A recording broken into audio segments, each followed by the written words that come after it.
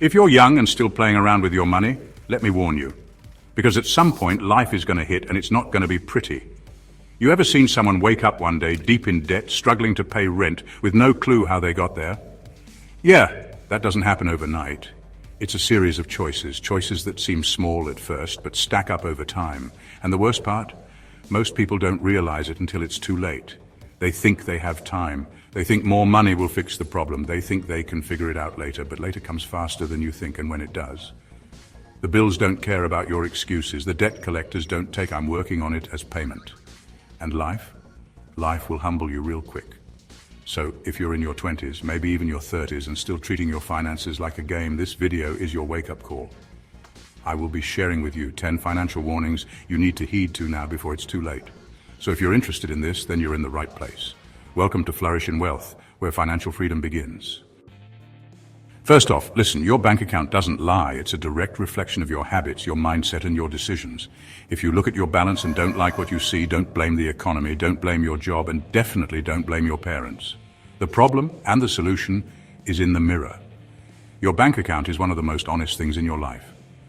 It doesn't sugarcoat, it doesn't make excuses, and it doesn't care about how hard you've worked. It simply reflects your financial habits, plain and simple.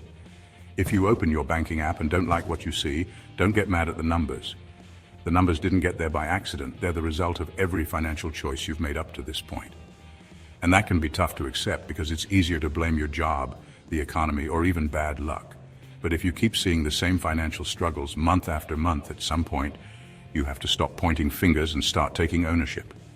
Because just like a mirror won't change the way you look until you do, your bank account won't improve until your financial habits do. The real question is, what are your financial decisions reflecting about you? Are they showing discipline, or are they showing impulsiveness? Are they showing growth, or are they showing the same mistakes over and over? If your spending habits are reckless, your savings are non-existent, and you're constantly in debt, then your bank account isn't the problem. It's just the proof. And until you change your financial behaviors, no amount of frustration, no new job, and no miracle payday is going to fix what's broken. But the good news? Just like a gym mirror can start reflecting a stronger, healthier body when you put in the work, your bank account can start reflecting financial stability and growth when you start making better money choices. The mirror doesn't change, you do. Number 2, the answer isn't found in a raise or more money, it's found in how you treat $100. A lot of people think their financial struggles come down to not making enough money. They believe that if they could just get a raise, hit 6 figures, or strike gold with some side hustle, all their money problems would disappear. But here's the truth. More money only magnifies your existing habits. If you mismanage $100, you'll mismanage $1,000. If you're reckless with $1,000, you'll be reckless with $10,000. This is why people who win the lottery often end up broke within a few years. Their income changed, but their mindset didn't. It's never about how much you make. It's about what you do with what you have. If you don't learn how to respect and manage a small amount, you'll never be able to handle a large amount. Think about it. When you get paid, do you have a plan for that money? Or do you just spend and hope for the best? Do you track where your dollars go? Or do you just check your bank account and hope it looks right? The way you handle your money now is shaping your financial future. If you can't save when you're making a little, you won't magically become a great saver when you're making a lot. If you can't budget on a small income, you won't suddenly become disciplined with a bigger one. This is why building financial discipline early is so important. The habits you create with $100 will follow you for life. So make sure they're habits that will build wealth, not keep you struggling. Number 3, if you wouldn't post your bank account with the same confidence that you post your new outfit, it's time to refocus. We live in a flex culture. People will post their new Jordans, new designer bag, new car, but won't dare show their bank balance. Why? Because deep down they know their financial reality doesn't match the image they're trying to project. They know they're spending money they don't have to impress people who don't care. Social media has made it easy to flex, but let's be real. Most of what people show off is just smoke and mirrors. You see the designer clothes, the expensive dinners, the new car, but what you don't see is the credit card bill that comes with it. If you wouldn't post your savings account with the same confidence as your new shoes, it's time to ask yourself, are you actually doing well financially, or are you just good at looking like you are? Real financial security isn't about looking rich. It's about being rich in a way that doesn't require validation. The people who truly have money don't need to prove it to anyone. They're not spending just to impress others. They're spending with purpose. Meanwhile, the ones who are constantly showing off are often one paycheck away from financial disaster. If your biggest concern is how people perceive you instead of how stable your finances are, you're focused on the wrong thing. It's not about hiding your success, it's about making sure your success is real and not just an illusion for the internet. Now let's make this fun. Imagine your bank balance is like your phone battery. What percentage would it be at right now? Write it in the comments below. Don't be shy. 4. Debt is not a curse, it's a contract, and you keep renewing it with your choices. A lot of people act like debt is this mysterious, unavoidable force, like it just happens to them. But debt isn't an accident, it's an agreement. You signed up for it, whether you realized it or not. Every time you take out a loan, swipe your credit card without a plan, or finance something you can't afford, you're agreeing to a contract that says, I'll pay this back, with interest. The problem is, most people don't think about the long-term consequences of these choices. They see debt as a short-term fix instead of a long-term burden. But here's the painful truth. Debt isn't just about the money you owe, it's about the control it has over your life. When you're in debt, your paycheck isn't truly yours. It belongs to the bank, the lender, the credit card company. Every dollar you make is already spoken for before it even hits your account. That's not financial freedom, that's financial slavery. And the worst part, most people keep renewing this contract over and over again. They pay off one credit card just to max it out again. They clear a loan and immediately take out another. They keep digging themselves deeper, convinced that just this once won't hurt, but it does. The cycle of debt is like quicksand. The more you struggle without a plan, the deeper you sink. And the reality is, the system is designed to keep you in it. Lenders don't make money when you pay off your debt quickly. They profit off your interest, your late fees, and your financial struggles. If you don't take control, debt will control you. And the only way to break free? Stop treating it like a normal part of life. See it for what it really is, a contract that you have the power to stop renewing. 5. You don't need a vacation. You need a financial reset and a nap. Some of you are out here saying, I just need a vacation to reset. No, you need a budget. You need a plan. You need to stop running from your financial reality. A vacation is not the answer, it's just an expensive distraction. Because here's the thing. Financial stress doesn't take time off. You can fly to the Maldives, sip cocktails on the beach, and post all the aesthetic pictures you want, but when you come back home, those unpaid bills will still be sitting there waiting. And worse, you might come back even more broke than before.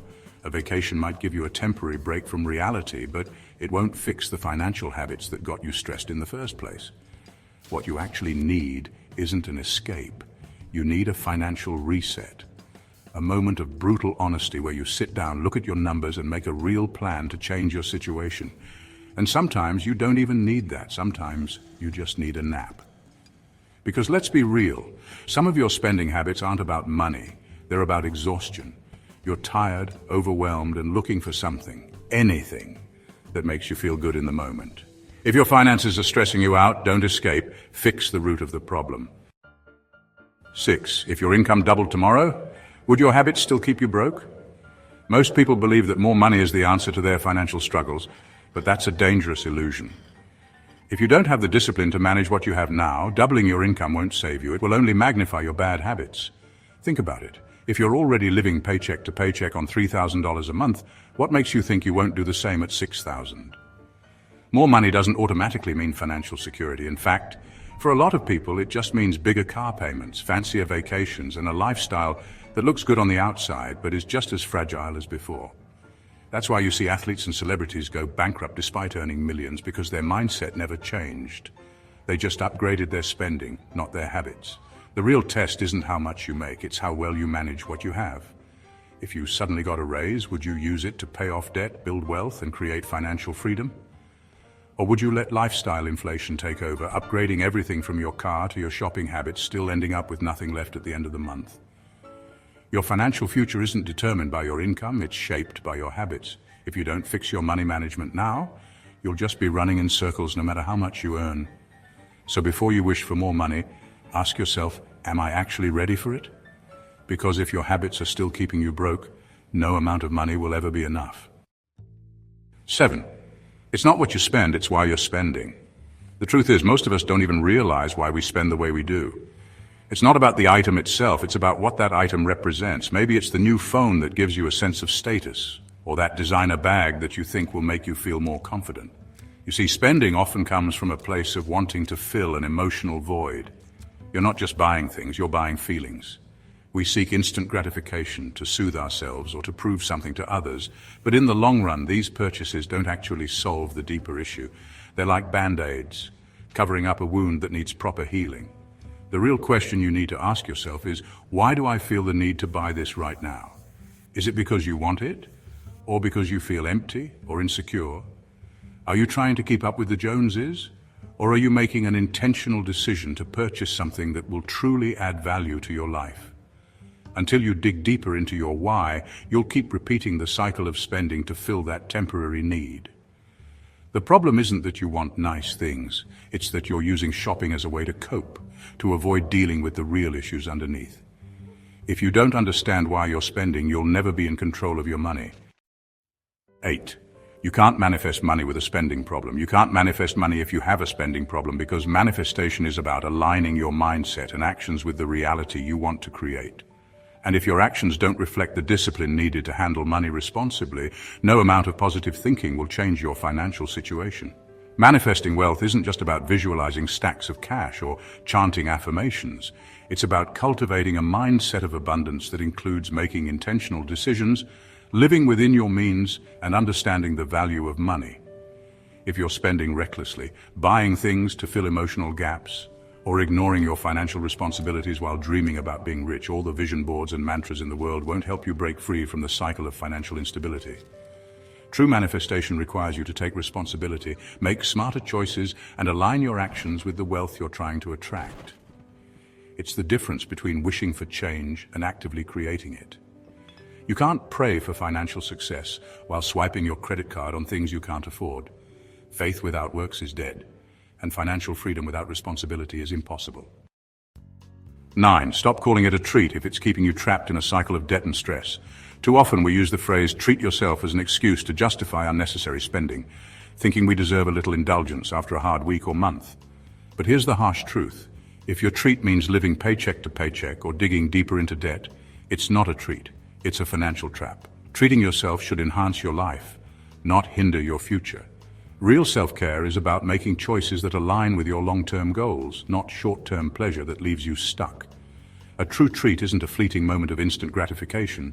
It's creating financial freedom that lets you enjoy life on your terms, without the constant worry of how to pay for it. 10. You keep saying you want change, but you're addicted to convenience.